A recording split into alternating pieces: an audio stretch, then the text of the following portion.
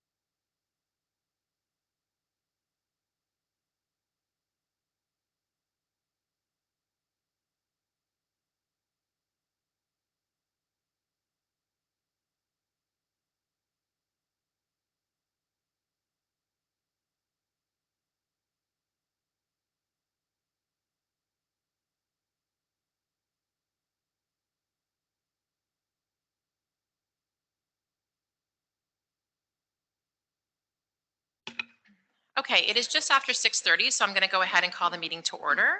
My favorite meeting of the year. So thank you to everybody who was able to attend tonight. And just a reminder to everyone that's here that the meeting tonight is being recorded and it will be posted on our YouTube channel.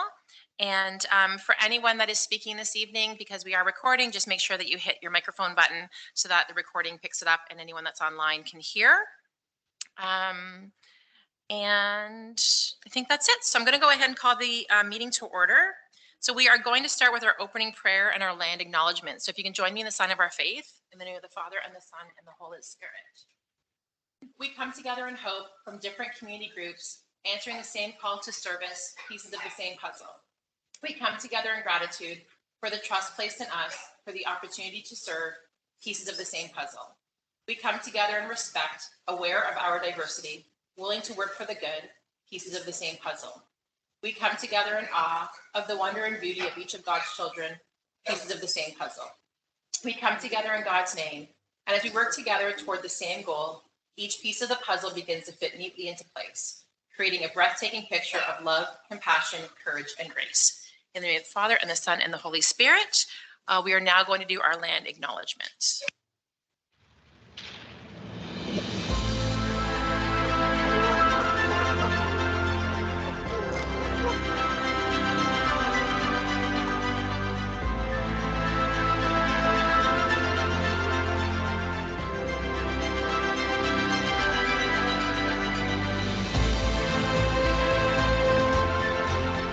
Fulton, as we know it today, is rich in the history and modern traditions. Many First Nations and the Métis. From the lands of the Anishinaabe, to the Attawandaron, the Haudenosaunee, and the Métis. These lands surrounding the Great Lakes are steeped in Indigenous history.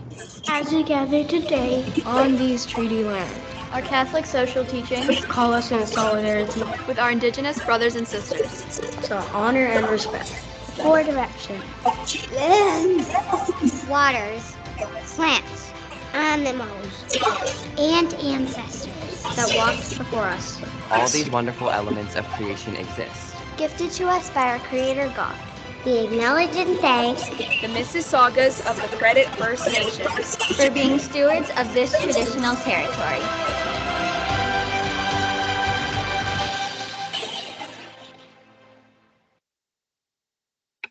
Great. Thank you so much, Andrea. So moving to item 1.2, the approval of the agenda. You would have all received a copy of the agenda in your meeting package for this evening. Does anybody have any questions, comments, additions, or deletions to the agenda? All good? Okay, seeing none, can I get someone to move the agenda?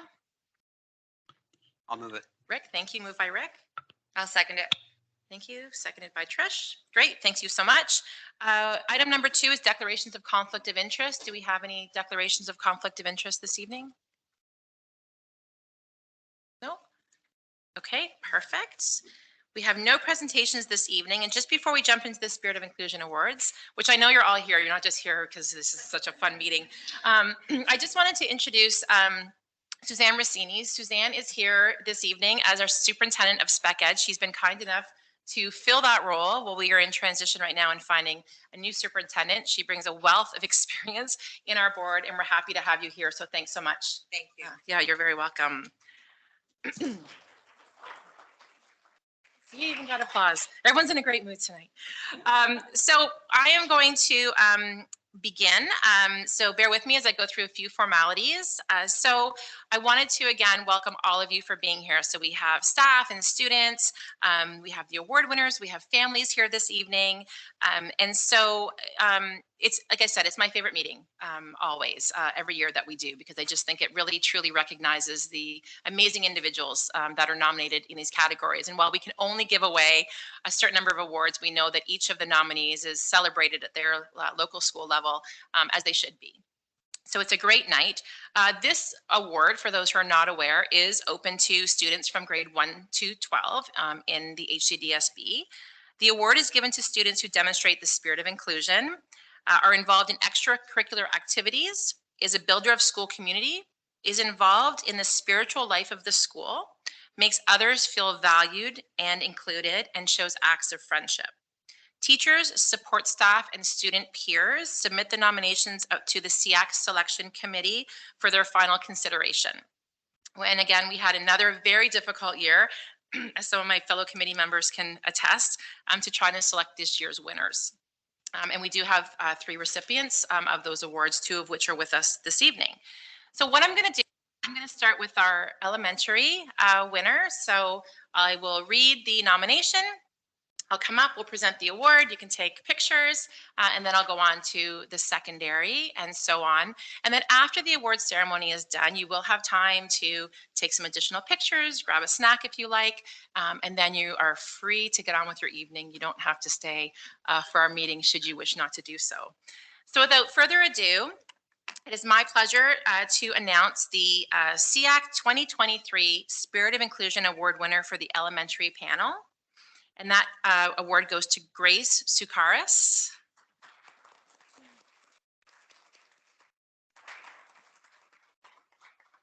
I know, it can be very overwhelming. I completely understand.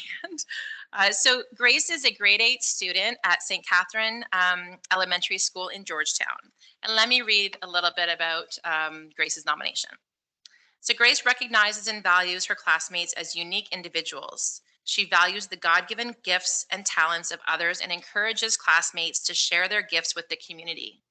Her positive attitude and spirit of a collaborative contributor who finds meaning, dignity, and vocation in work which respects the rights of all and contributes to the common good. Grace consistently assists around the school and builds community within her classroom and with those who have special needs. She takes the time to get to know our exceptional students and learns how to communicate and interact with them. In recognizing the unique abilities of students within the school, Grace has learned how to use the pod language in order to be able to communicate with members of our school community. She ensures our exceptional students are included in activities and will invite them to be a part of her group. Grace always includes all students from her class and within the school community by ensuring that they are uplifted and feeling comfortable with what is going on in the school. She proceeds with love always and treats others as being created in the image of God. Grace strives to always be the best she can and inspires others to be better with her positivity and generous spirit. Grace is a wonderful example of the spirit of inclusion.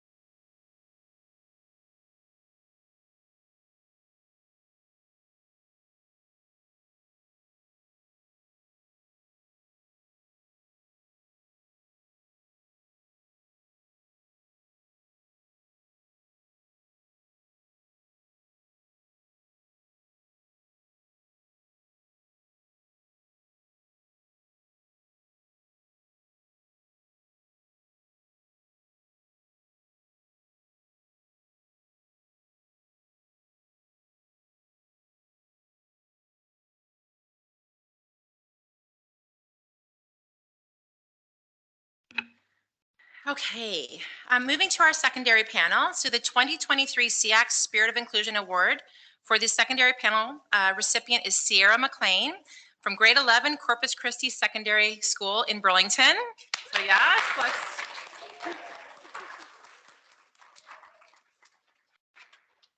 okay, so a little bit about Sierra and the nomination that was sent in. So Sierra is always walking the halls with a smile on her face. She always stops and talks with the students in the life skills class and is willing to spend as much time as needed for them to tell her a story. When Sierra sees other students sitting alone, she will stop to check in and ask how they are doing. She is always willing to share her feelings and experiences so that they feel validated and not alone in their thoughts. Sierra is involved in many groups at Corpus Christi, such as Best Buddies, Equity and Inclusivity, Longhorns for Wellness, Design Lab Partnership with Mind Your Mind, and Leaders of Corpus. There are so many examples of Sierra's involvement and spirit of inclusion at the school. Last year, Corpus Christi hosted the Best Buddy, the board-wide Life Skills Christmas Dance. Sierra helped plan the event and made sure each student was having fun. It was a great event. Sierra was part of a group called Design Lab Partnership with Mind Your Mind that met during school and on weekends. This group helped design and create a mental health resource booklet that deals with ways to help ease anxious feelings. On grade 8 days, Sierra sat on the stage and told the students about her own experiences and shared tips and strategies for them to use if they were worrying about their transition to grade 9. Sierra explained various ways they can get involved in the school. She attends Best Buddies each week and interacts with all of the students. She listens to the students, shows a genuine interest in what they are saying and doing, and finds joy in being with them.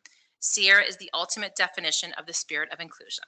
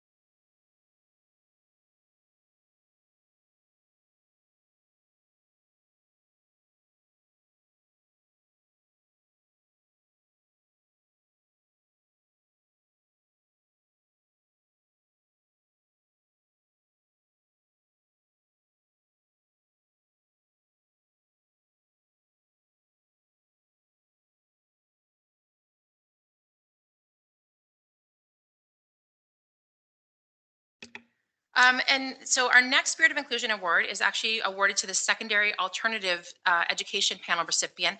And the recipient is not able to be here this evening, but I did want to make sure that we read out her nomination so that everybody could hear why she won. So her name is Samantha, I'm not going to get it right, Dalgudis?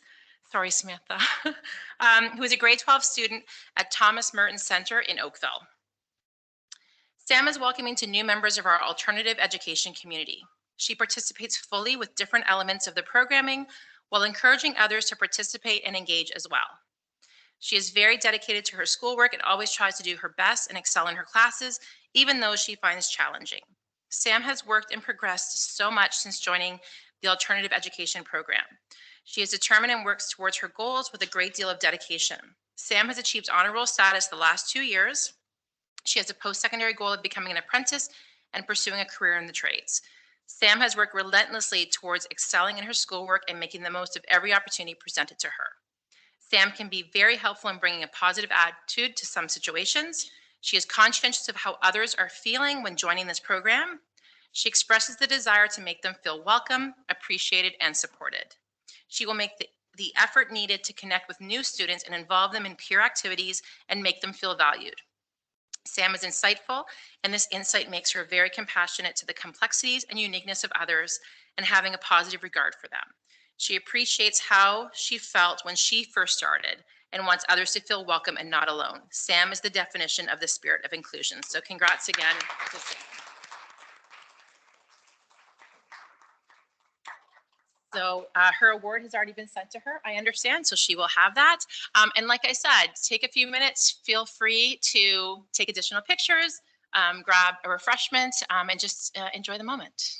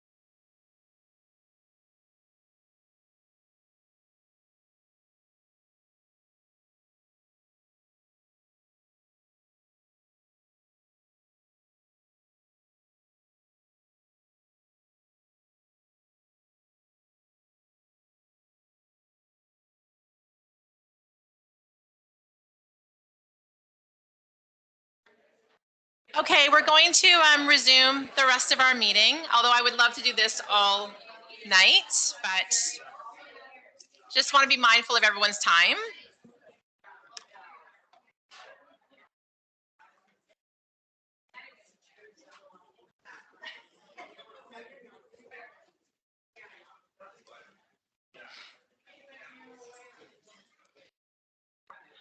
Okay.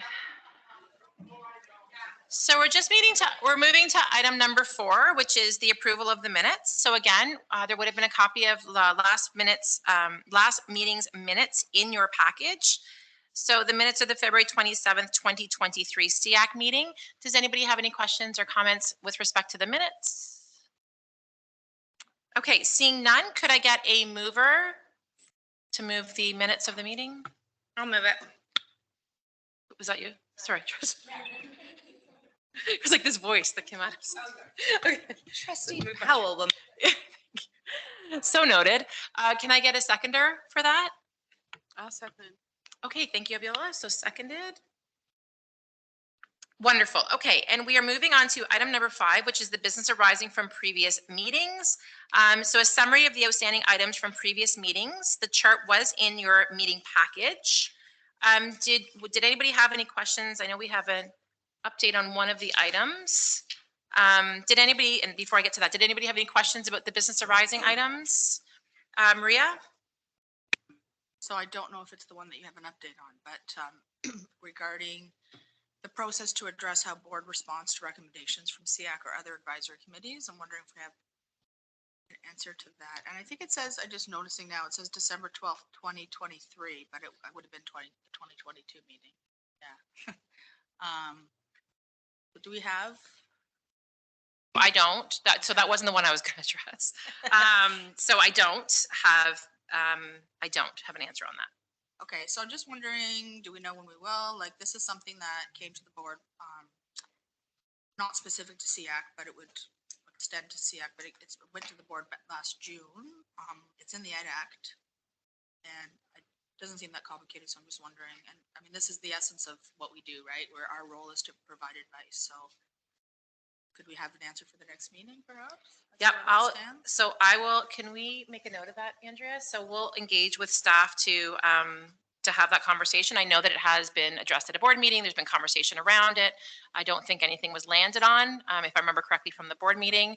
And I think because it does impact, as we know, not just SEAC, but other advisory committees. So it's probably a bigger conversation, although I recognize what we're saying as far as it shouldn't be difficult to figure out a way to address those concerns that are brought forward. I think there's a bunch of moving parts. But yes, if you can make a note, and I will make a note of that, and I'll send an email tonight about that. Yeah, and I know there have been some conversations, and I kind of lost track partway through. So I know there have been some conversations. I think we might defer on how complicated it is, but that's fine. But yeah, if we could, that would be great. Okay. Okay, perfect. And so the item actually that I was going to speak to is just, and it's still, yes. So the letter to the ministry, just wanted to let people know that Rick has done a ton of work on that. And so we do have a draft letter of the letter that is going to go to the ministry. Rick has sent it to me. I've taken a quick eyeball on it. I am going to send it out to the SEAC committee to take a look before it goes out. So we will get that out by the end of after the meeting tonight. It'll go out to everybody. Take a look. Take a read through. Again, Rick has done a great job. As Rick had said earlier, it's a fine line between biting the hand that feeds you and asking for more food. So I thought that was actually very well put. Yes, he's done a great job. It's a lot to pull all of that information to cross-reference. So we will send it out. Everyone can take a look at it. We'll assign a date for review by so that we can get that signed and out. And then it will come off of the business arising. Okay, so in addition to your question, Maria, did anybody have any other questions on items on the business arising chart? No? Okay.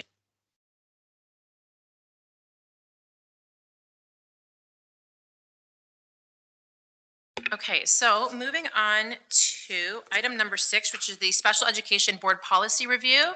So you'll note that policy II-13, psychoeducational psychological assessments of individual students, was part of your meeting package, and I'm going to defer to Superintendent Rossini to speak to that. Thank you, Trustee Agnew.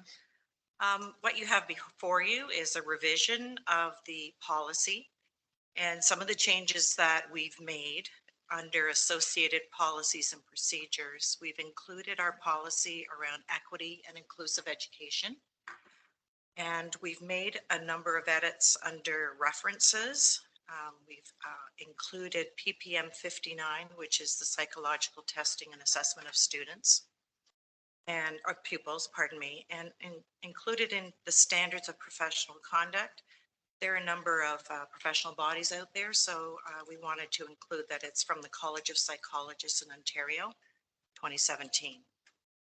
On the following page, and you'll see throughout some edits made for parents, and we've changed it to parent/guardian. We've included a bullet under principals, and that bullet was in consultation with our senior manager of Human Rights and Equity. And Oliver will mostly address some of your questions if you have them, and I'll try to fill in as much as I can. Thank you. Is there any questions at all on that policy? Yep, Marie, go ahead. Thank you. I do have some questions and and some feedback that I'd like to share. So with respect to PPM 59 that was added, I'm just wondering why that has just been added now, because it's from 1982, which is 40 years ago.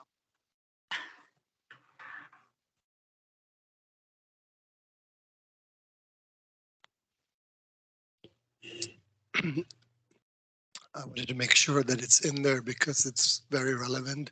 It forms the basis of the policy, and we hadn't put it in there before, so I wanted to correct that. Thank you.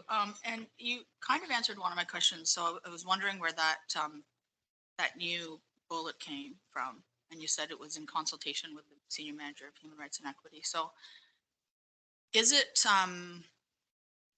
you know, is there any evidence that there's been racial discrimination or oppression in HCDSB assessment practices currently or in the past? Is it coming from that, or just like we're being proactive?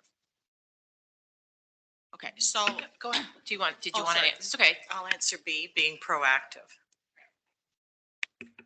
I didn't know if you had more. I don't know if did you want Oliver to comment at all on that?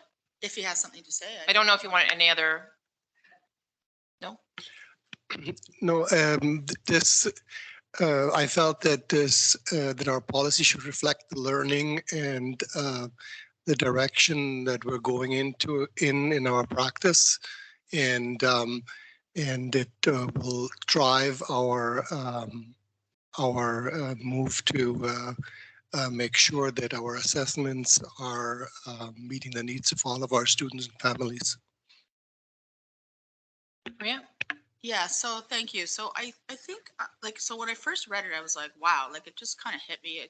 The language is pretty sort of harsh and a bit like almost accusatory was how I kind of received it. And I thought that the focus was pretty narrow. And, you know, the more I reflected on it, I thought, you know, this is actually a really good thing because we know that there can be many biases in assessment practices. But language is really important. And I find the use of the words discrimination and oppression to be, you know, again, pretty harsh. It has negative connotations. And to me, it suggests something intentional. Like discrimination is sort of an intentional thing. Whereas a bias, I think, quite often can be unconscious. And quite often we think and evaluate things based on our own backgrounds and experiences and not necessarily considering others' situations. And this can even occur when we have similar backgrounds and experiences. It comes more from a lack of awareness and knowledge as opposed to maybe having a negative or prejudiced view. And I also think that the focus on the racial aspect is really narrow and ignores other aspects that can influence how children are assessed. So it really got me thinking about a lot of that, which I hadn't really in the past. But things like ethnicity, which is much broader than race, socioeconomic status, sex or gender, age, primary, first language, etc. And just, you know, reflecting on like my own experience, I came from a non-Anglo-Saxon home. My first language was not English when I went to school. There was words that I didn't know what they meant because they weren't in my vocabulary. There was experiences that I didn't have. because of that. And I could see how that could impact how you might interpret a question, understand a question in an assessment. And then when I looked at PPM 59, I did notice that part of that paragraph comes from PPM 59. The first sentence does, but then PPM 59 goes on to talk about the linguistic aspect and that an assessment should be delivered in the child's, it's actually specific to English or French. And then, you know, if that's not their language, then their language or it where possible type of thing. So I'd like to see that a bit broader. And I think it can really capture a lot of other things. And sort of the more I thought about it, the more came to mind. So I actually prepared a motion that if there's support from the committee that I'd like to propose to bring forward to the board on their review of the policy. So we don't, I mean, if we can get consensus on the wording, Maria, we don't need a motion. If you want to provide what the wording is, and we can, it's going to policy committee. So if you want to provide the wording, we can bring that as feedback from SEAC at the policy committee. If there's consensus around the table to include that wording, and then the trustees can, you know, make note that this has come from SEAC, have the conversation about it. I don't think you need a motion for it. If you want to give that, do you have the wording prepared that we can put up on the screen for everyone to see? So I do have that and I can send it, but I want to hash out what you've just said because I don't know if it's part of what we're reviewing today, but when we did the code of conduct review, that was one thing that we really talked a lot about in our subcommittee and that we talked about when the code of conduct came to the board, that feedback from SEAC should come in the form of a motion. So we give feedback that doesn't come in the form of a motion. So I'll ask for people, we've done it with some other things previous, where if people want to give feedback, we make note of that and it's provided as feedback from SEAC. If you want to proceed with the motion, I'm happy to take your motion. I'm just trying to circumvent going through that. But if you want to go through the formalized process of putting a motion forward on the table, go ahead, you can move it, we'll second it, we'll have a discussion around it. I'm happy to do that as well. Okay, well, I can share the wording. We can sort of see if there's consensus, but again, I'm sort of hearing different things at different times because like I said, it was sort of pretty clear. I don't have that section of the code of conduct in front of me, but that we did have discussed that. If your comfort level, Maria, is to follow what you think has done or what has happened previously, I'm happy to do it. I'm trying to make it a little less formal. We have a new group of members around the table. Again, if your comfort level is to put it forward as a notice of or to put it forward as a motion, I'm happy to receive your motion. We can go through the formalized process of doing that. It doesn't matter to me either way. I was just trying to make it more simple. But if you're comfortable with that, then let's do it that way. If you want to read your motion out, please feel free. Yeah, sure. I'm just going to send it to Andrea. So I'll just explain the process while Maria's doing that. So Maria will someone will move a motion. Doesn't matter who it is. They'll move a motion. So they'll say, I'm moving the motion. They'll read the motion. You need a seconder for the motion to make it to the floor. So if there's a seconder for the motion, then what we do is we open up questions or debates. We'll have a conversation around that. People can ask questions, again, debate that. Then we'll close that off and then we'll take it to a recorded vote. Okay. So when it goes around for the recorded vote, you'll just say in favor if you're in favor of the wording, or opposed if you're opposed to the wording. Okay.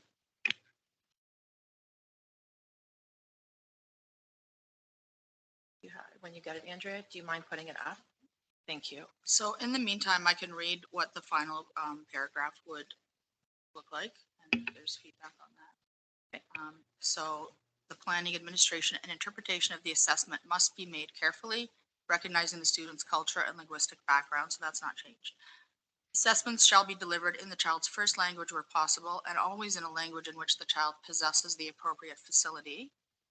Assessment practices shall be fully accessible with consideration given to any known or potential accessibility issues, including but not limited to those relating to mobility, hearing, or sight.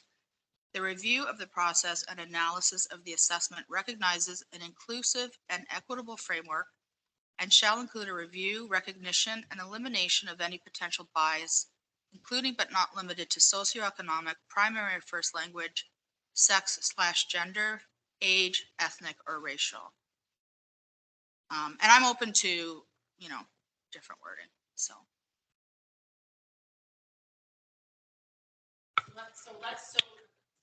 So do you want, are you putting that, like, what's your, so your, is your intent, like, this is just gonna come forward as feedback, right? So do you have any whereases, or you just wanna, So I do. I don't know whether, like, do we want to see if there's consensus before we read out? I the think whole it's a thing? lot. I think there's a lot there to it, and I do think that there's gonna be some conversation from staff on it, so probably the best way to do it is to put it forward as a motion so we can open it up for, so if you wanna go through with your full motion, let's just do that. Okay, I can do that. Okay, so where it is the role of the Special Education Advisory Committee to make recommendations to the board in respect of any matter affecting the establishment, development, and delivery of special education programs and services for exceptional students of the board. And whereas psychological assessments are a critical component of special education services.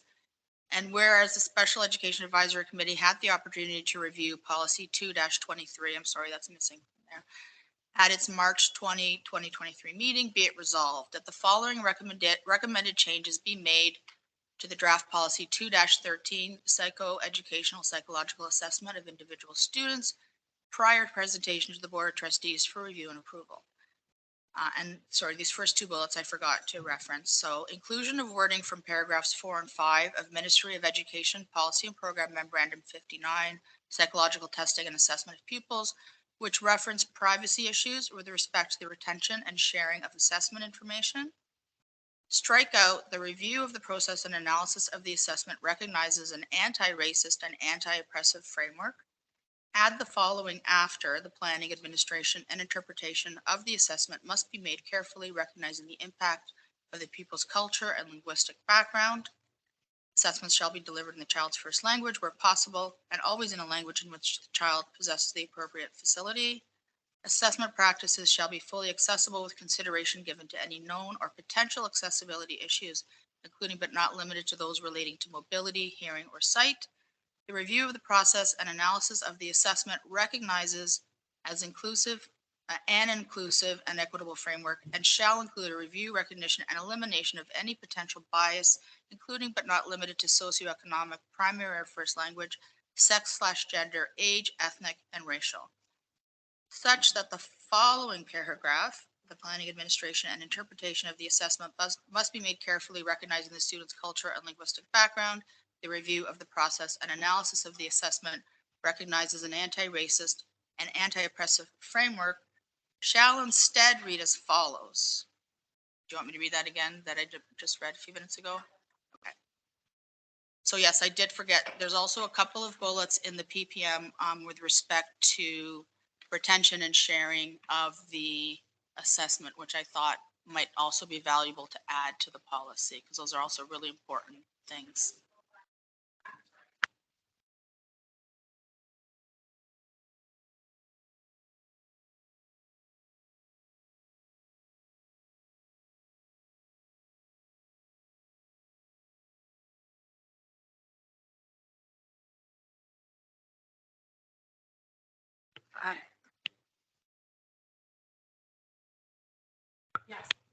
Sorry, before like saying we recommend these specific changes, like I'd like to see a track change version. Like I don't have the context to be like, make this change, make that change. Right. And I feel like that's a recommendation. Like I need to see it in the context of the document to say what is actually changing from what it is today and then within the whole context of the paragraph.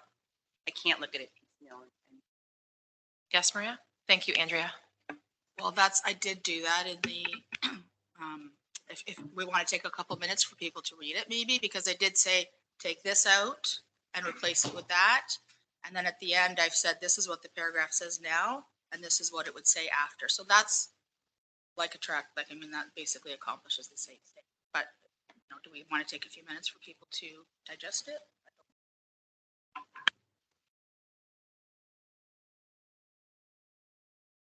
And I just maybe to clarify to everyone that to have the discussion, we need a seconder. So seconding it doesn't mean. Maria, sorry, can you just, sorry.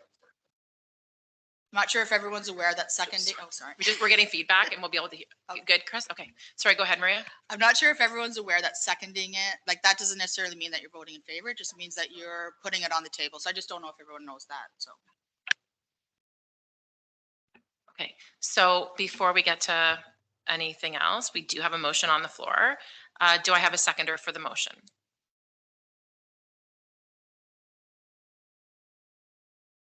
Also, when we can review it. Yep, okay. So we have it seconded. Abiola is seconding that. Okay, so you've got a couple minutes, Maria, but I mean, you spoke to it already, but if you want to speak to it again, you can do that before we open up questions and debate. Yeah, I don't want to take more time, and I don't think I have anything to add. I think sorry. I don't think I have anything to add. If anyone has any questions, I'm happy to address them, but I don't want to take up more time. So what we'll do, thank you. So we have the motion. It's been moved and seconded. So what we'll do is if you do have a question, just put your hand up. I'll try to keep track of it. You'll address the question through the chair, and then the chair will direct where the question goes to. So if it's a staff question or if it's to the mover of the motion. So I will open up the floor to this conversation. Trustee Powell? I have a question just in regards to language where we, the motion talks about in the first language. Is that where possible? Is that common practice? I don't know the history of it. So I just wondered if you could speak to. Sure. Yeah, for sure. So do we want to have staff address that? Oliver, only if you're, John, are you okay with that? If Oliver. Yeah, to Oliver on okay.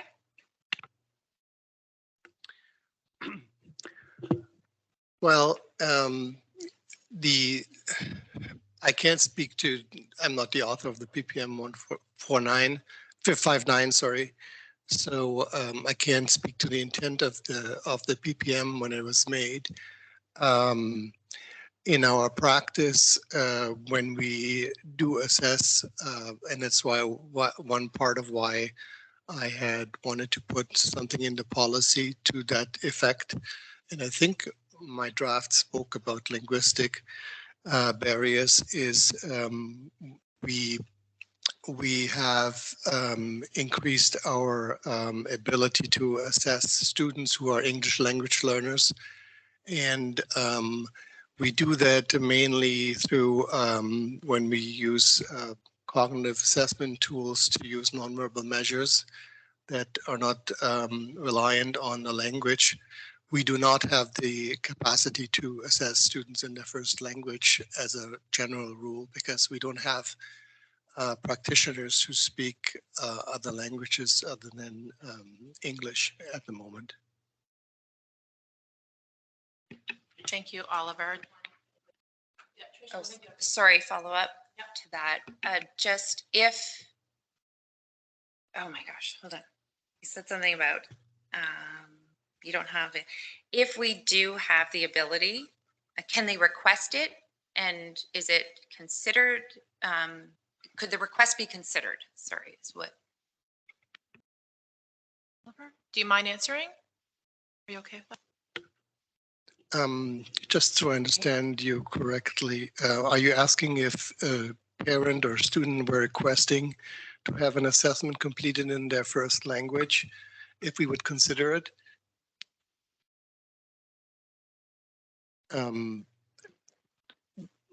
That we haven't addressed that question, so I can't answer it as in the past.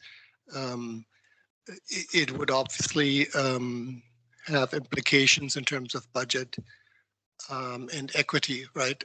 So if we were wanting to have those kind of assessments done, then we would have to contract them out. Did you have a question, Maria? Well, I want to address that because I just want to, did you want Maria to address your question? Yeah. Okay. So the wording that I've provided, and again, I'm open to different wording, but the wording says assessments shall be delivered in the child's first language where possible. and always in a language in which the child possesses the appropriate facility.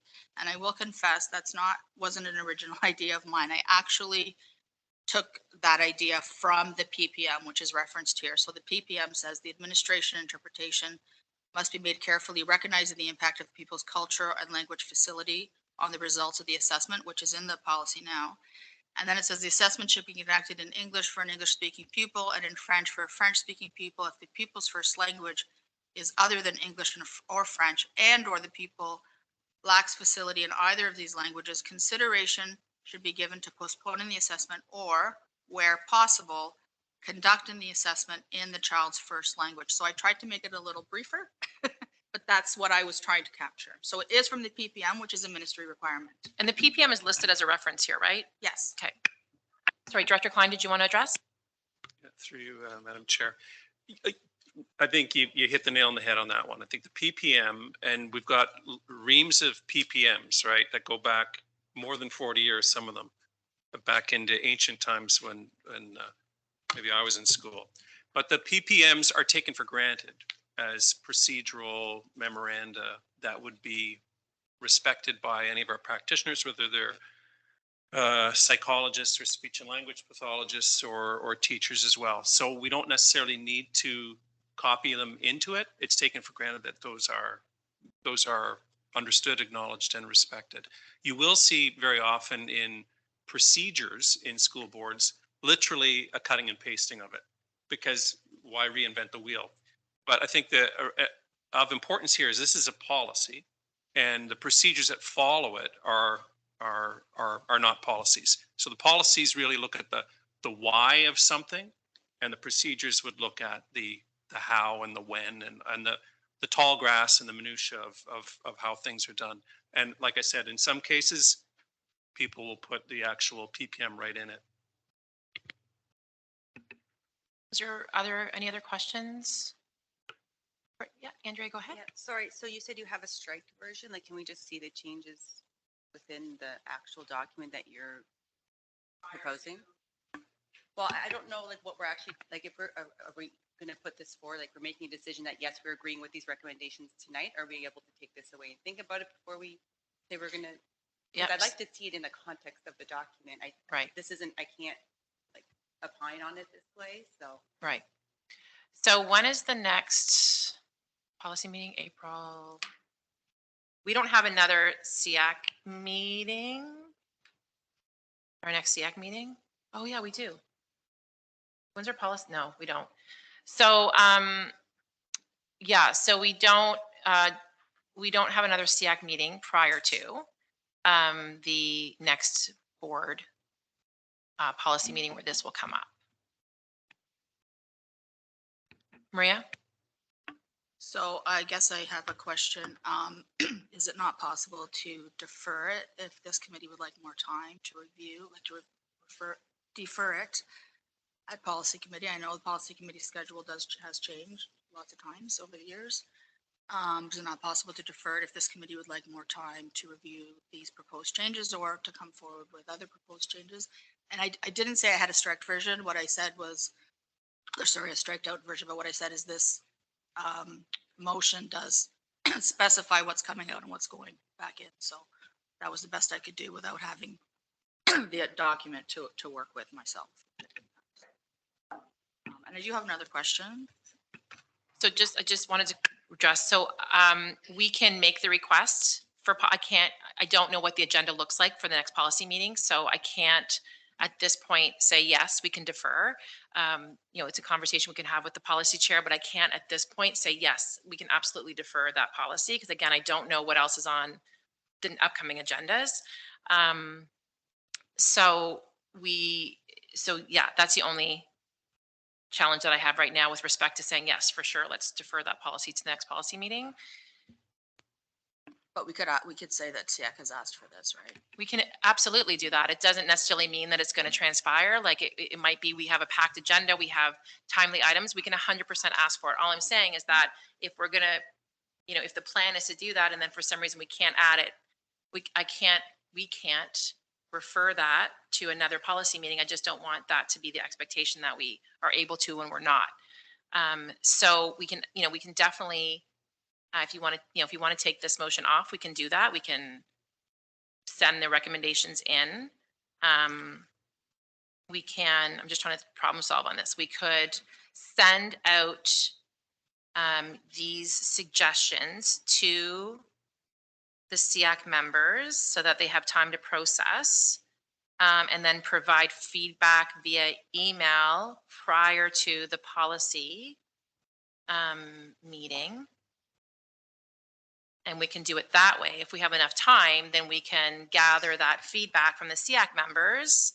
And when that policy comes up for discussion, I can ask for the floor at that point to present these suggestions from the SEAC group. We just may have to do some of it via email. Yeah, and I'm happy with that. I don't know if you want to go around the table and see how members feel. Just before you do that, I did have a question for Director Klein. Yep, go ahead. Okay. So Director Klein, you mentioned that sometimes things are copied and pasted from PPMs, and I've noticed that in a lot of our policies. Some of our policies are almost entirely come from ministry documents. So what determines what needs to be copied and pasted directly into our policy and what's okay just to have, referenced? Because I don't know, like, there's a lot of references here, right? So I don't think anyone's reading the policy and reading every single reference. So I think we probably pull out what we think are, the most critical things. So how do we determine that? Through you, Madam Chair. Yeah, I think the decision is something that is, again, done within a professional conversation to see which ones are the salient ones or relevant ones, so that we don't have things that are too wordy and might then lose the essence of what's important. Some of the PPMs that are cut and pasted right in are usually the more succinct ones, straightforward ones. So I think in the task of doing that, there's not necessarily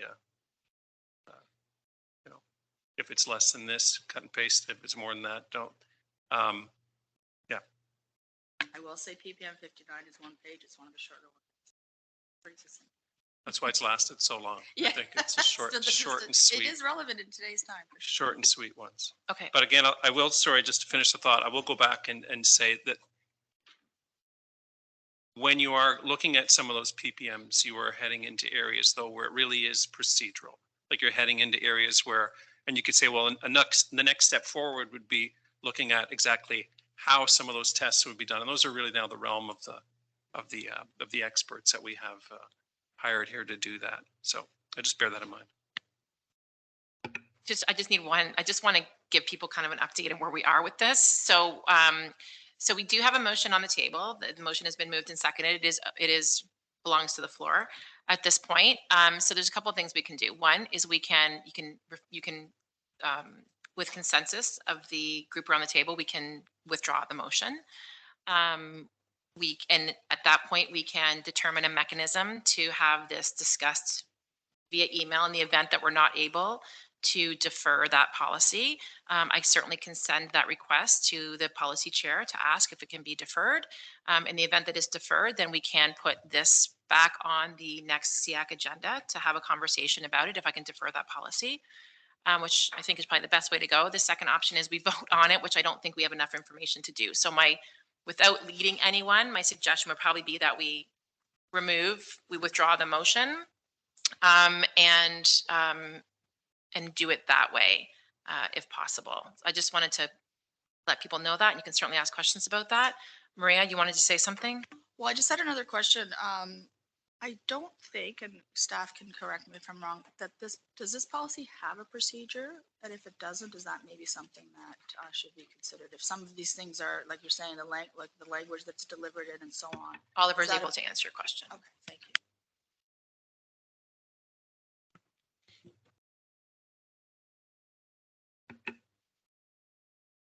I do actually. Where would that procedure be? Do you have it handy, or can I look it up?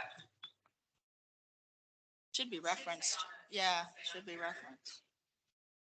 Which I don't see it. I don't see it in the references.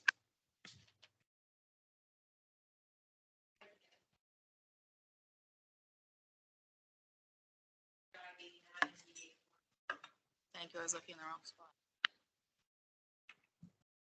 So does anybody have questions? Thank you very much, Oliver. Does anybody have questions around the procedure? So the process of I've outlined it of how it is right now. I don't think we probably have enough information. So like I said, what I can do is I can send, no problem. I will send a request to see if we can have that item deferred to a following policy meeting. And in the event that that can be done, then we can put this back on the agenda for the next meeting. People have had time to review it at that point. We can have a fulsome discussion on it. The other option is for whatever reason, again, I don't want to speak on behalf of the chair of policy. Actually, she might, well, I don't know if she's on or not, but, and in the event that we are not able to defer it, then we can try to just do this via email. Is that fair? Yeah. Okay.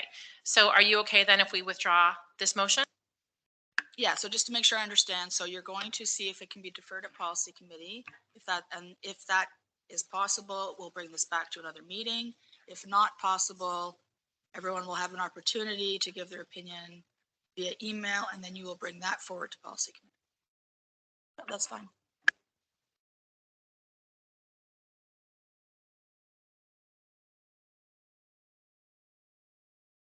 I will send that email at the conclusion of this meeting.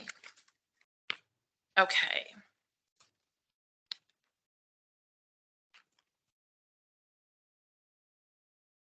Okay, so moving on to item number 7, which is action and information items. So the SEAC meeting dates, the proposed SEAC meeting dates for 2023-2024 were sent with the meeting package, and they are, sorry, Andrea, I don't mean to, am I rushing you? They are displayed on the screen. Does anybody have any questions or issues with any of the dates?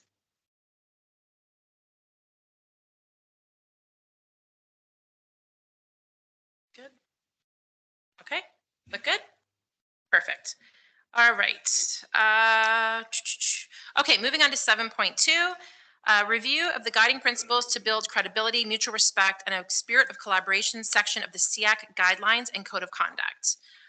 So this is on our business arising chart to review this section of the code of conduct, which is on page 8.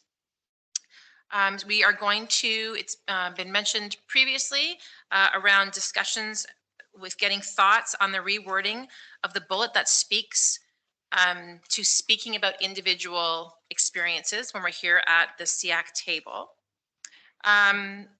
So I'll give a little bit of background. So we didn't really have anything previous. So the last SEAC committee did get together with a subcommittee, and they put together this SEAC guideline, the guiding principles to just sort of help frame some of the things we want to see around the table. So mutual respect for people, the way that things should be done, following, board bylaws, things like that. So that was put together. The subcommittee did a great job. They brought it back to the committee for review and for input, and then we were able to put together this guide for everybody, which you would have been provided with when you came on board to the committee. But there has been some questions around speaking to your personal experiences. So in the guideline, there's a comment there about not speaking to it. So we wanted to open up to have a discussion around what does the committee think about that? Do we want to keep it as it is and then adhere to that strictly? Do we want to amend that language? So I'm going to open up. I don't want to lead this conversation. I definitely will open it up to the floor for feedback and consideration on what you'd like to do with that. And then I'll have my opinion comments after. So do we want to start? Yep, Yeah. go ahead. Yeah, I think, it warrants conversation about that point because I feel like a lot of us have our own personal experiences and that helps to inform our perceptions. And so if we can't even draw on any of those experiences, I kind of got nailed for talking about an experience I had and it wasn't negative. It was like an example, like here's some color. We had that at our school. In our situation, it worked out really well. And I was called out for using a personal experience. So I think we can't be ridiculous about it. Like we have to use our common sense and judgment. I get it. Like you don't want to be overly emotional about something. You don't want to bring up it where there's a current dispute or where you had a dispute. You don't want to bring that in. but if it can add color to explain a situation, I don't see why we couldn't draw on our personal experiences, but happy to talk about it, and maybe we need some guideposts around that. But I think it's helpful. And I think you nailed, sorry, Maria, I think you nailed the sort of spirit behind it. Is I think it is being cognizant of, it's hard not to draw on your lived experiences, because again, that's what brings us here. Probably that fine line between, if you are having a situation or you have a complaint or a concern or a challenge that's specific to your child, we don't want to bring those to the table. We don't want it to be derogatory towards staff, especially when staff isn't here to possibly defend themselves. So yeah, I think it's, and again, I know it can be very emotional at the table. We are obviously very passionate about the organizations we support, as well as our own personal experiences. So I think that's the challenge, is that the ability to engage in that type of conversation or use those types of references without it being super personal, right? Or anyways, you get my point. Yeah, I just want to add a little bit of additional context. So yeah, we did not have any guidelines or code of conduct before this was written.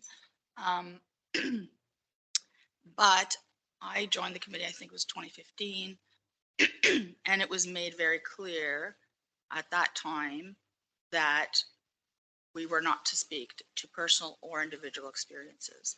And that rule was really followed for the first few years. And then there's change in committee, change in superintendent, and it kind of has gotten more and more where people are speaking to that. So that did come from sort of the history of this committee, and perhaps Superintendent Rossini might be familiar, I don't know. But it is something that was in place for a long time. And it's not, and what is, it's not saying that you can't draw on your experiences, like, of course not. Of course, we're all going to draw on our experiences, but it's whether we present something as a sort of a generalized thing, or, in my experience or my child or whatever. I don't think it reflects well. It's sort of like we're all here representing associations, constituents, or the community. And I think that's how we should be sort of presenting ourselves. And I think whether it's negative or positive, like even if you're bringing something positive, hey, like this happened with my child and it was great. I would think, like, you run into that risk. Like, first of all, I've had people call me and say, like, hey, my kid, that's not my experience. So like, do I have to be a member of SEAC or a trustee to like get that? Because I don't get that for my kid. And I would imagine too, like, you might have parents going to their staff and saying, well, geez, I've heard that this kid gets that, and why doesn't my kid? Well, every case is different, right? And a staff is not going to be able to say, well, that child, this is their situation, so that works for them, but it doesn't work for your child, because staff can't speak to another child. So we can come here, we can talk about our kids all we want, but staff can't do that. So I would imagine that could put staff into some really tricky situations where parents are maybe asking for something. They've heard so-and-so who's on SEAC, that's their experience. Why isn't that my experience? So those are some potential pitfalls that I can see. And I know it was mentioned before, like, hey, I could come here and say, I've heard that this happens, and people will know I'm talking about my child. Well, not necessarily. Like, of course, when you say it's your child, they will. But if you say, I've heard that this happens, they might assume that you're talking about your child, but they don't know. And I think that's a better way to bring things forward, maybe. So again, I've had a chance to reflect on this, but also I've had the history of being here a long time where that was the rule. And so I'm not sure. And when this came forward to SEAC, nobody questioned that. So I'm not sure what's changed. So I appreciate we have to go sort of on historical stuff, and you and I have been on SEAC the same amount of time. I know Rhonda's been here longer. But I think I want, if at all possible, try to look at things from a lens that we have, a lot of new members here. The guide has recently been developed. I think, if we can sort of start at this point, so let's get a consensus or some sort of thoughts from the people that are on this committee. That might change from term to term, but given that a lot of people weren't here previously, they may not have had that same history that we had. So I think there may be some merit in just trying to start fresh with this. And just for reference, I just want to give people what it currently says. So the line in the Code of Conduct currently says, only speaking to issues and student experiences in a broad or general sense, not to individual experiences, and especially not to personal experiences. So, there was, taking a look at this, suggestion could be to change it to only speaking to issues and student experiences in a general sense, not a specific person, while focusing on the issue. We still want to talk about the issue, but not identify people. So, I mean, there's a couple things that we might be able to do with it.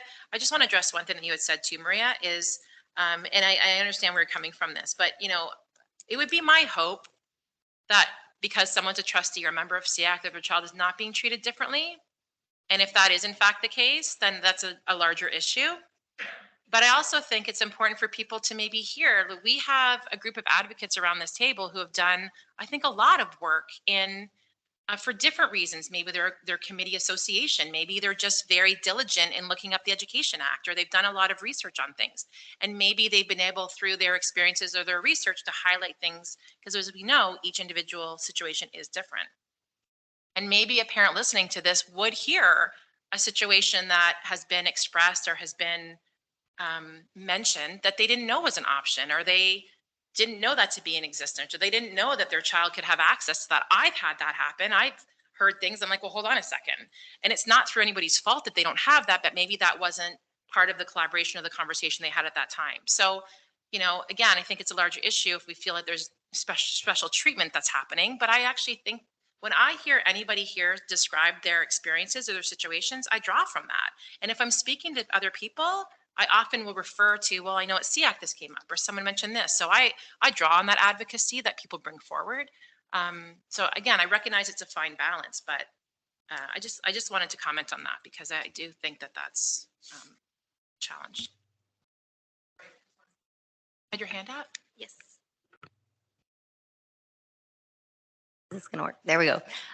Yeah, so I guess my comment to that would be similar to your suggestion as well, that we make sure that we're not creating a barrier to communication. So in our previous conversation, I actually was hesitant to make a comment because I was trying to represent what Halton Down Syndrome Association might want to say, and it had to do with a cognitive, adding the word cognitive into there. And I wasn't sure if that's speaking on a personal experience, because that's what Halton Down Syndrome Association finds. There's a cognitive relation. So I was trying to figure out how my wording, because I was trying to make sure it wasn't personal. So I think it's just important that we make sure that it's broad enough that we can draw on our experiences and share, and not be able to share because we're trying to make sure it's not too personal. So I agree. Like when you said the word getting down to an individual level, maybe if we speak that way, I think we can use our common sense and discretion as well. But we need to be able to represent our organizations and speak from the experiences that we've seen in our communities to be able to share relatively to the discussion, in my opinion. Maria? So I don't know if there's some misunderstanding of what I'm bringing forward here, because I absolutely agree with everything you've said there, Mandy. So I am talking about individual, right? And I do want to clarify, because I am not ever, I've never suggested, and I'm not suggesting now, that anybody here has any special treatment because of their being on SEAC. What I am sharing with you, which is all of our role here, is the feedback that I have heard from people who have watched the committee. And I think it's important to bring that forward. I think people need to be receptive to that, because perception becomes reality. And I'm just sharing with you the perception that has been shared with me by others. And I think we need to be aware of that. So, just wanted to clarify. Is there other comments? Yeah, Rhonda? Back here. Yeah, I mean, I may be stating the obvious here, but I think the reason for this not drawing on your personal experiences is that in the past and at other SEACs, members come with an axe to grind, and they have vendetta, they have a bone to pick. And that's something that we want to avoid at our SEAC, and I think that's why it's here. So mentioning in context something that's happening in the Halton or the Down syndrome community is really important, that you feel included and accepted, and that you can speak that way at this SEAC. I really encourage that. So we do need to amend this or modify what's written here so that we are not limiting people and harnessing people. So, yeah. Thank you, Rhonda. So we can, and I hate saying next meeting, but we need, we've had this conversation which I'm really glad we have. And I don't know if we, you often will see what happens at the board table. We try to come up with wording on the fly, or we try to come up with, I don't want to put anyone in that position at this time. I think there seems to be, and I could be wrong, maybe, a nod of heads. I think there seems to be a general consensus that there's probably a way for us to address this so that we can speak to lived experience without it crossing a line. And then I think that way, we can reinforce that so that people are aware of it, and then hopefully they're not feeling uncomfortable or they're not feeling called out or whatever that might be. So what we can do again, and I'm not trying to put this off because I'm not. The wording is there. You all have access to the package. I can suggest some wording as I've done this evening.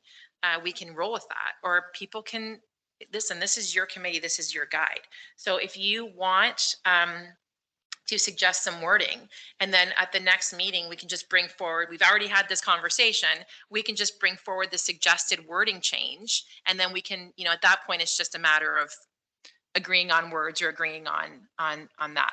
That's just a suggestion. We absolutely have time. We can have the conversation right now, and we can try to pick up some wording right now. I'm just putting it out to SEAC members as far as how you'd like to handle the next steps with respect to this matter. And there's no right or wrong answer. So, Maria? I think it would be great if you could share some of that wording so that we have some time to reflect on it. And but it's not ideal. It's just wording that was sort of tossed out. Yeah, and if others have, want to propose something as well. So you want me to do that now, or you want to do that in an email for the next meeting?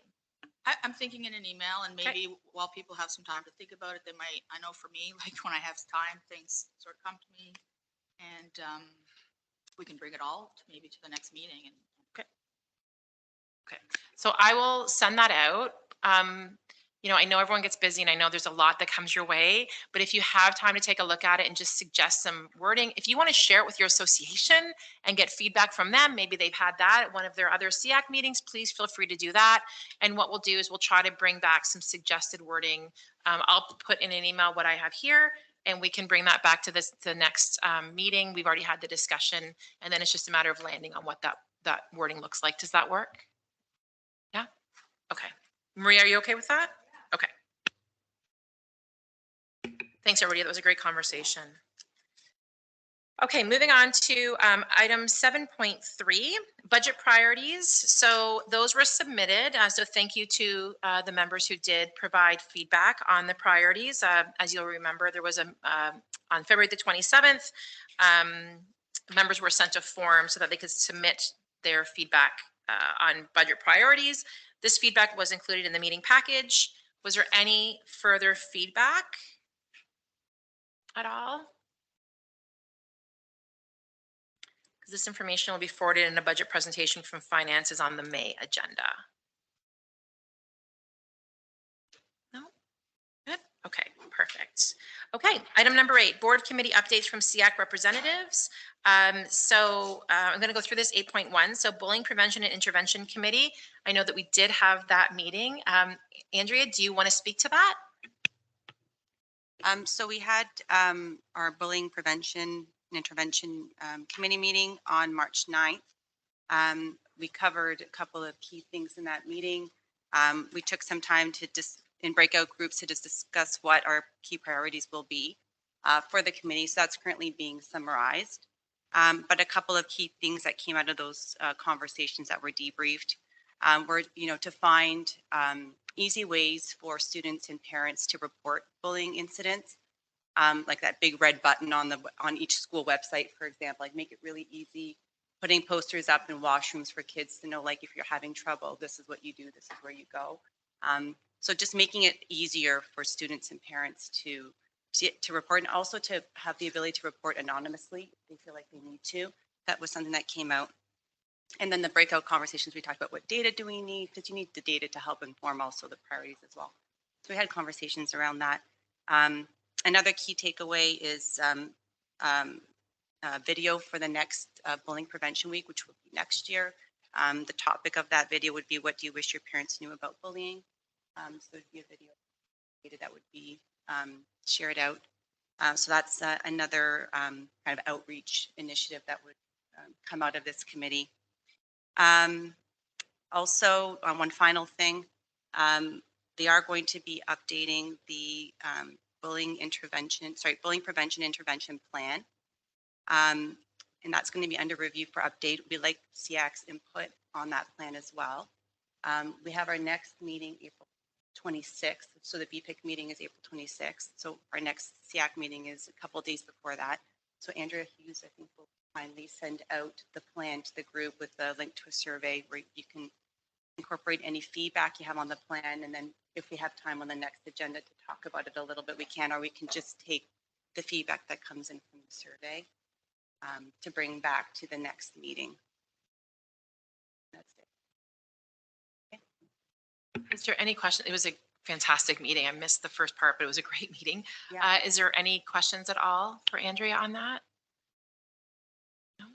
Okay, great. Thanks, Andrea. Great report. De-streaming committee. I don't know that there's been, Maria, has there been a meeting? No, and I'm wondering if maybe if Director Klein knows anything about that, because I haven't heard anything at all. No, I don't have any. Sorry, through you, Madam Chair. I don't, but we could get back to you on that. The Journey with Jesus committee? Yeah, Journey with Jesus. So there was a meeting the day of our last SEAC meeting.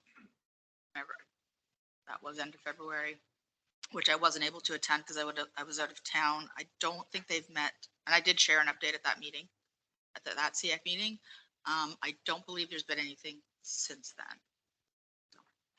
Okay, thank you. As we have participation on additional committees, we'll add to this. Okay, perfect. So item number 9 is communications to SEAC. So 9.1 is superintendent's report. So Superintendent Rossini, you're up. Thank you. Special education was represented at the recent board STEAM event at St. Francis of Xavier. Our Transitions Pathway Special Education Itinerant had a booth with one of the life skills teachers and students from St. FX. The event was well attended and highlighted the great work of STEAM in special education. Applications for our 2023-24 project search candidates closed as of March 9th. We have 11 applicants to the program. Interviews and skills assessments will take place on March 28th at St. Francis Secondary School. Students in our structured teaching classes and essential skill classes are participating in the board-wide HCDSB skills event. The goal of the event is to engage our students in inquiry-based challenges that focus on skills connected to technology and the skilled trades. In doing so, we hope that our students not only have fun, but also that they add to the list of exceptional learning opportunities that will help them to shape and better determine their future pathway. This skills competition event fosters fun learning, collaboration, and independence. Through this week, students in the structured teaching class will participate in a series of challenges that I have prepared by both the Spec Ed and Pathways teams. They are encouraged to take pictures and videos of students doing the challenges and post to Twitter on the HCDSB, #HCDSB skills. Grade 7 and 8 students in our essential skills classes will be participating in the board-wide event that takes place on March 24th at St. FX.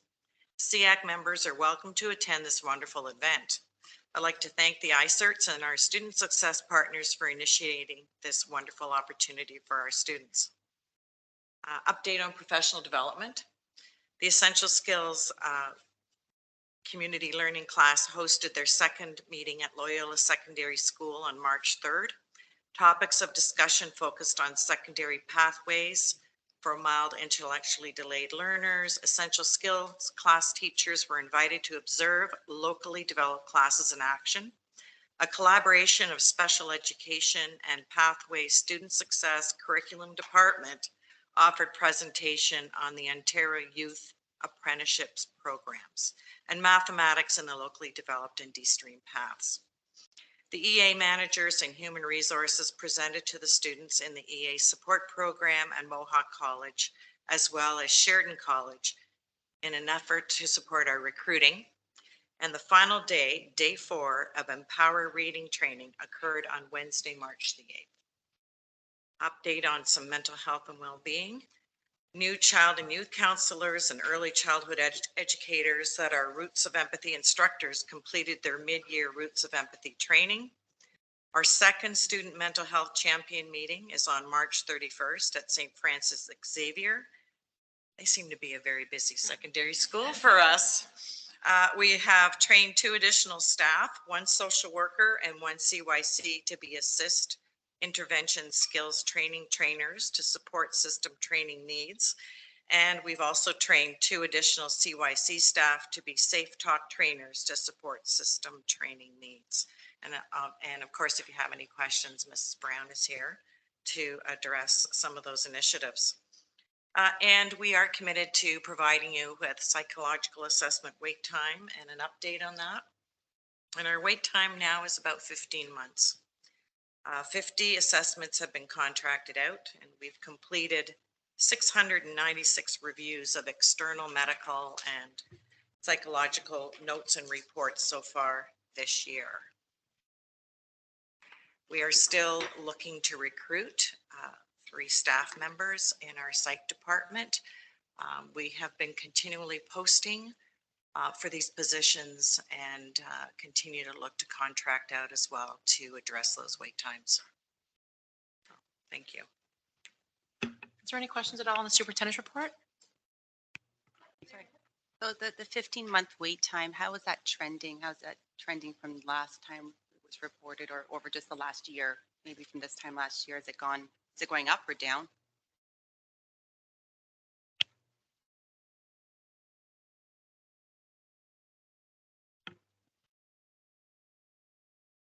Do you have a follow-up question, Andrea? No, thank you. Thanks, Oliver. Is there any other questions? Did you I hear? had the same questions. Okay. Sorry, and just a quick question. Can you talk to the Safe Talk trainers you mentioned in your report? Glenda, thank you. Just could you speak further to what the Safe Talk, you mentioned the Superintendent Rossini mentioned Safe Talk. You were training trainers, is that what it is? There we go. Yes, this year we've expanded. We have 3 currently. We had 2 Safe Talk trainers. So this year we've invested in training 2 additional CYC Safe Talk trainers. And that is to really build capacity and meet system needs.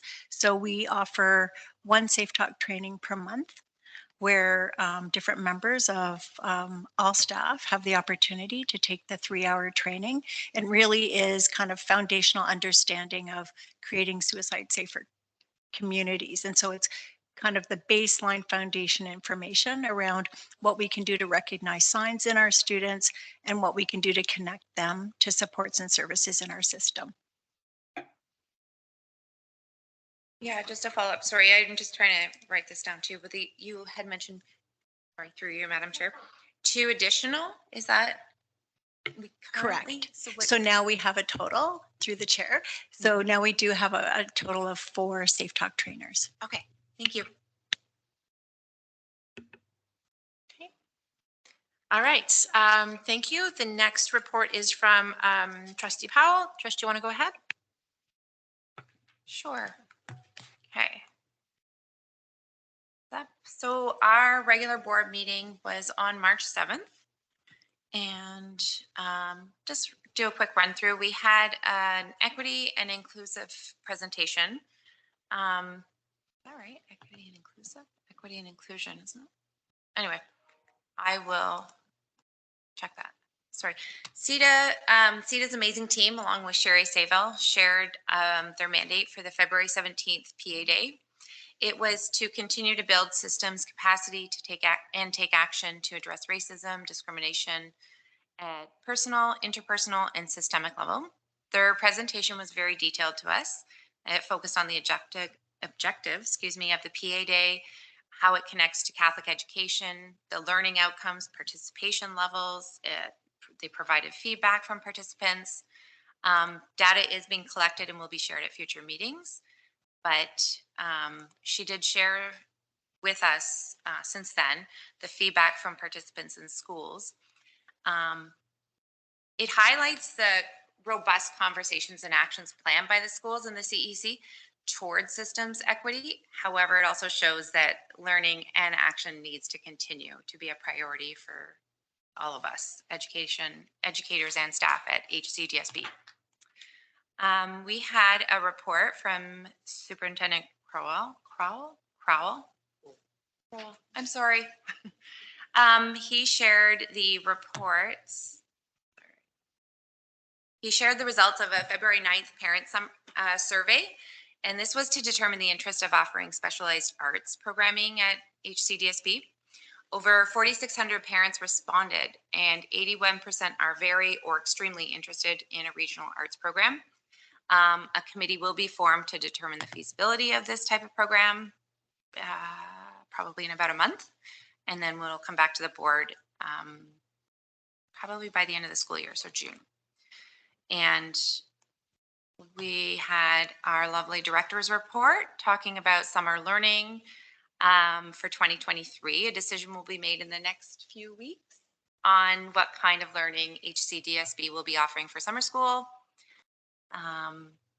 Talked about grade 10 de-streaming. HCDSB will not be de-streaming for 23-24 school year for grade 10. We are still in the process of de-streaming grade 9 and collecting data, but it's limited. And 2023 Student Award of Excellence is at St. FX, St. Francis Xavier, the hub apparently of HCDSB high schools. And that's our 35th annual Student Awards of Excellence ceremony. That's on Monday, March 27th. And finally, we have a couple new student trustees being introduced. In Burlington, we have Daya Deepu, and representing Oakville is Laura McGuire, and returning to represent North Halton is Ariana Chu. And that's our board meeting in a nutshell. Thank you, Trustee Powell. Is there any questions at all? I do have one, because I've kind of lost touch, and in the absence of a de-streaming committee, so no, I just want to clarify. So I think, so the ministry's mandated de-streaming for a bunch of grade 9 courses, and we don't have to get into all the detail, but there's no, so grade 9 is kind of, or grade 10 is kind of like up to the boards right now? Yeah, okay. So they're just sorry, through you, Madam Chair. They're looking for some data just to see how things have worked out for the grade 9s going to 10. It'd be course completion, credit rates, things like that. Because I've seen some letters from the ministry in the board reports that kind of gave me that sense, but it wasn't. Yeah. Is there a follow-up? Okay.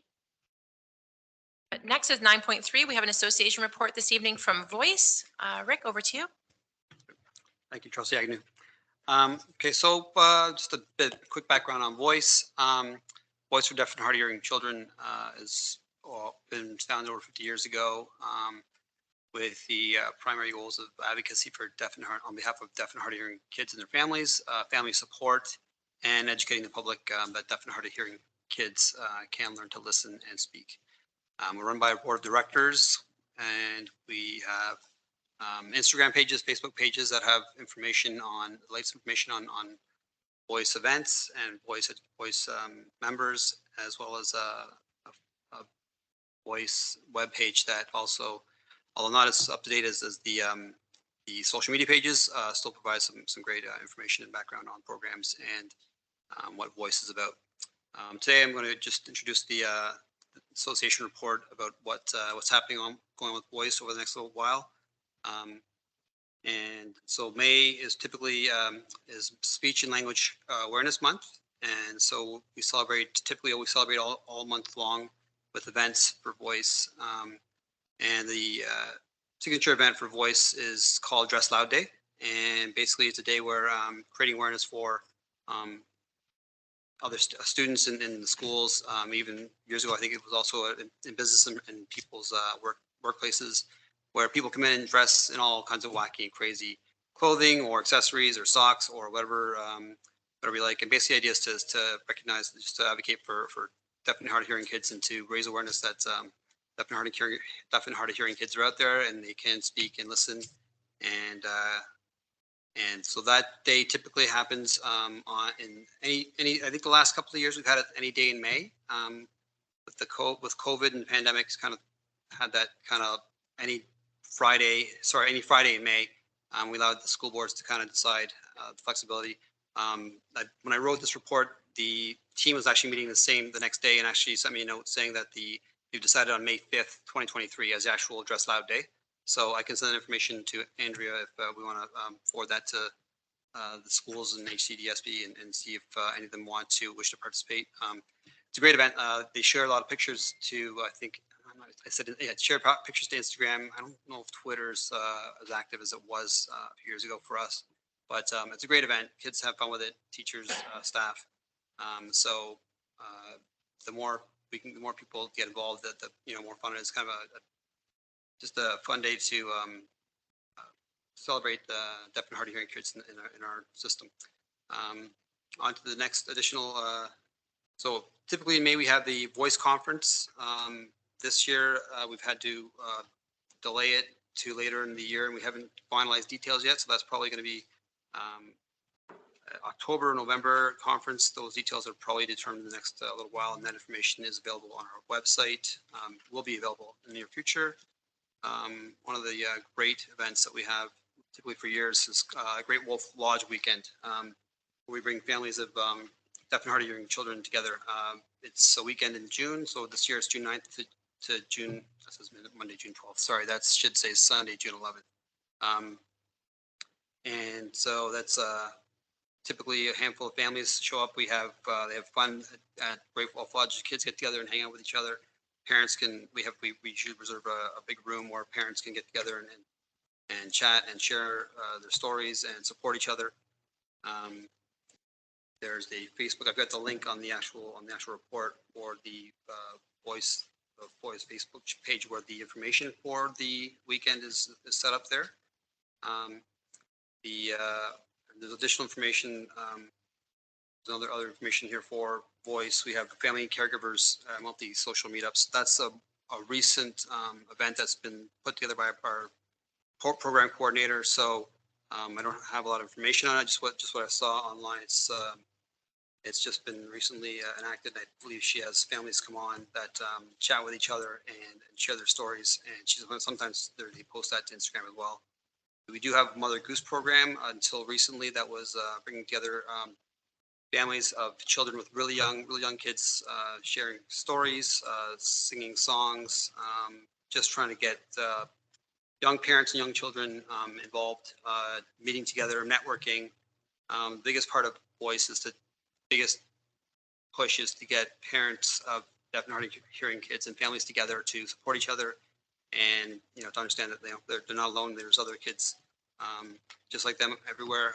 A lot of times there's only a lot of children have only one or two kids that are deaf and hard of hearing in schools, if that. So there's they can be a little bit it can be a lonely thing for kids with deaf and hard of hearing. So having these events where we bring them together is crucial to their emotional well-being, and there are lifelong friendships and relationships for parents and children that are happening at these events. So it's great that COVID is kind of still around, but that it's not as impactful as us. We're allowed to get together physically and have these social events reestablished so we can continue to network with all the families and support each other, and the kids can get together and enjoy each other's company again. And all this information is on, like I said, our Instagram page. Our web page is on this, web page link is on this sheet as well.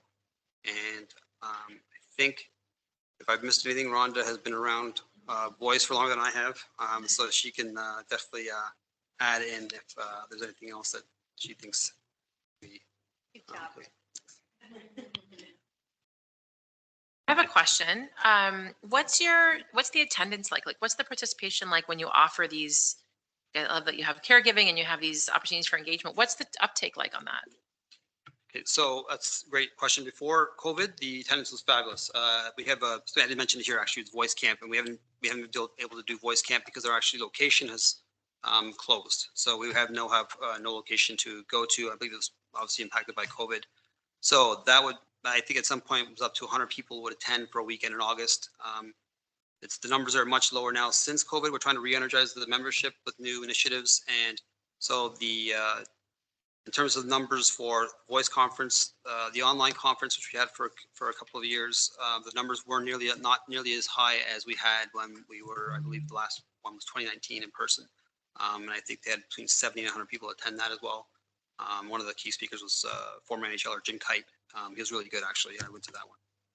So a lot of, like all of our associations, COVID's had a really negative impact on people getting together and impacted the numbers a little bit, but we have a program coordinator now whose sole focus is to kind of re-energize the membership and organize events and conferences. Sometimes it's easier to have someone solely focused on it than have a group of volunteers trying to put things together. So she's doing a great job getting things in order for us, and hopefully we can get the numbers up to 75 to 100. The Great Wolf Lodge weekend probably is going to be closer to 25 or 30. I don't know exactly what they have yet, but it's the first time we've had it in a few years, and there's some new members we're hoping to bring on and expose them to that, because the 3 years is a long time for a young 1 or 2 year old child who's just been recently diagnosed, right? So we're hoping to bring those families in, introduce them to other families, and kind of get the ball rolling again and increase the numbers and have that support for those new families that are just recently diagnosed. Was there any questions at all on the association report? Maria? Well, I just wanted to share a comment, and I don't know if you talked specifically about the meetups, the social meetups, because I shared the information with a parent and they signed up, but then they heard back from the association that they're not happening right now because of lack of interest. So I didn't know if you were aware of that. So I'm not aware of that. I do know there was a post on Instagram from the most recent meetup, and I can speak to a mom and her child were I guess profiled and on the Instagram story. I'm not too familiar with Instagram, the details about the posting. I'm not social media savvy, but I can find out. I can follow up with that. That's a program coordinator's arranging those, and I can see if that in fact is. It's unfortunately sometimes the programs don't get a lot of people attending, so I can find out if that's still going on or not. Thanks, Maria. Great. Thanks, Rick. Okay, so moving on to item number 10, which is the SEAC discussion questions. Just wanting to know if anyone has anything to discuss. And before that, just wanted to mention, I know we put an email, but tomorrow's a big day for the Down Syndrome Awareness Organization for people with Down syndrome all over and their families. So I know that I'm going off script, Mandy, but maybe you just want to take a second to just let people know what tomorrow is. Okay, great. Thank you very much. Yes, so tomorrow is World Down Syndrome Day. So it's on March 21st because it represents the 3 copies of the 21st chromosome. So it's celebrated around the world. Usually the CN Tower is lit up blue and yellow. So either DSAT, the Down Syndrome Association of Toronto, proposes that, or they get multiple emails, I think, from all of us around. Tomorrow, many of the schools are rocking their socks. So they're wearing a mismatched or colorful socks, just to thank you, to represent diversity and uniqueness and celebrate our differences. And one of the things we always promote is that we're all unique and we're all different, but together we can do a lot, and we recognize all the different abilities that our kids have. So it's a great day. It's a big day of celebration, and it's one of those days that gets more and more meaningful for families, I think, as time goes on in their community. So it is truly special, and many of the schools are celebrating tomorrow, and yeah, we're excited for it. So thank you. Anybody did happen to wear their socks tonight, we can take a photo after. I have mine here because I'm wearing them at the office tomorrow.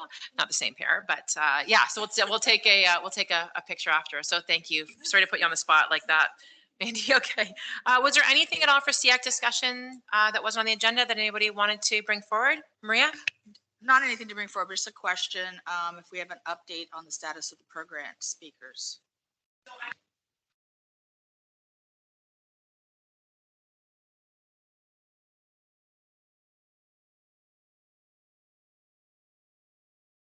Thank you, Amanda. I did one as an ask, which was Joy that we had mentioned. And then I did one as a, what's your availability kind of look like?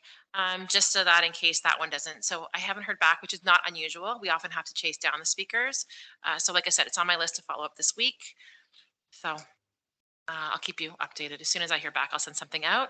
Just also want to let you know that I have heard back from the chair of policy, and the next policy, this policy is coming to the May 9th meeting.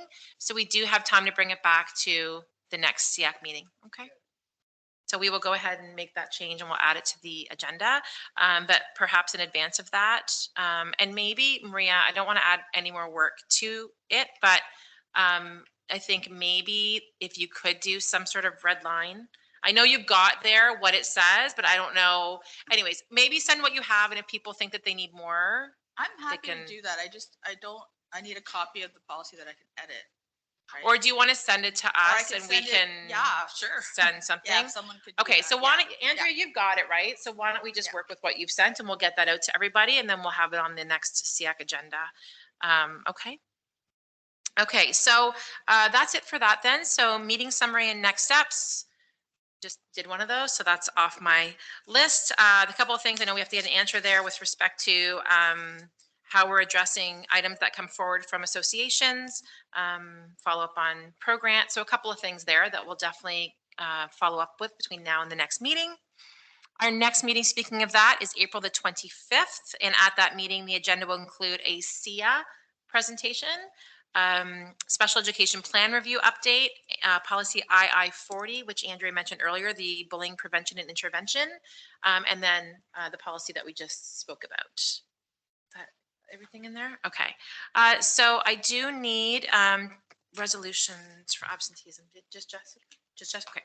So item number 13 is resolution for absenteeism. So we did have one, we got one notice of absenteeism tonight from Jessica Lim. So I need a mover and a seconder resolve that Jessica Lim be excused. Could I get a mover for that? Maria, and seconded? I'll second. Okay, Rick, thank you. Okay, so now we move to the adjournment and closing prayer. So if I can get a motion to adjourn. Trish, thank you. Seconded. I'll second. Rick, okay. And we will move to our closing prayer. So if you'll all join me in the sign of our faith, in the name of the Father and the Son and the Holy Spirit. Blessed are you, O God of all creation. Each day you spread before us the rich and wonderful diversity of the human family, created in the divine splendor of your love. Fashioned in your image, you call us to love one another with the same tender care with which you brought us to creation. Each one of us is but one small part of the glory that is you. As we serve the students and families of the Halton Catholic District School Board on the Special Education Advisory Committee, fill us with your grace, guide us with your wisdom, and give us the strength and courage to do your work, so that it may always be said of our every act, God saw that it was good. Father, Son, and Holy Spirit. Amen. Thank you, everyone, for a fantastic meeting. If you did wear your socks and you have a second to hang around, I'd love to get a photo, and we'll see you all at the next meeting.